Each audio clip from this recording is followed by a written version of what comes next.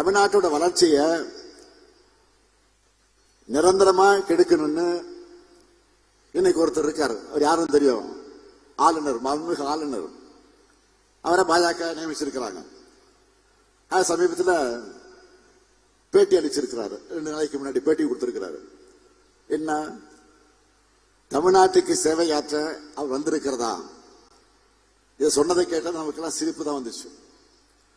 தமிழ்நாட்டில் பாதுகாப்பு பிரச்சனைகள் இருக்கான், தீவிரவாத போக்கு நிலவும் கூடிய மாநிலமாக தமிழ்நாடு இருக்கான். தமிழ் மொழி வளர்ச்சிக்காக இங்க எதுவும் நடக்கலையாம். எல்லாரும் ஆங்கிலம் படிக்கிறாங்களாம். இப்படி எல்லாம் அவதூறு ஆற்றாம கலந்து புலம்பி இருக்கிறார் ஆளுநர். ஒன்றிய காட்சியில தான் பகல்காம் தீவிரவாத தாக்குதல் நடந்து சுற்றுலா போன அப்பாவி மக்கள் பலியானாங்க.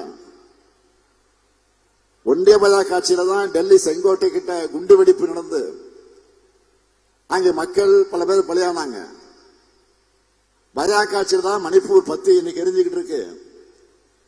தீவிரவாத தாக்குதல்ல மக்கள் பலியாகிறத தடுக்க முடியாத பாஜக ஆட்சியை புகழ்ந்து பேசி இருக்கக்கூடிய ஆளுநர் அவர்கள் அமைதி பூங்காவாக இருக்கக்கூடிய தமிழ்நாட்டை தீவிரவாத மாநிலம் திமிரெடுத்து பேசி இருக்கிறார்.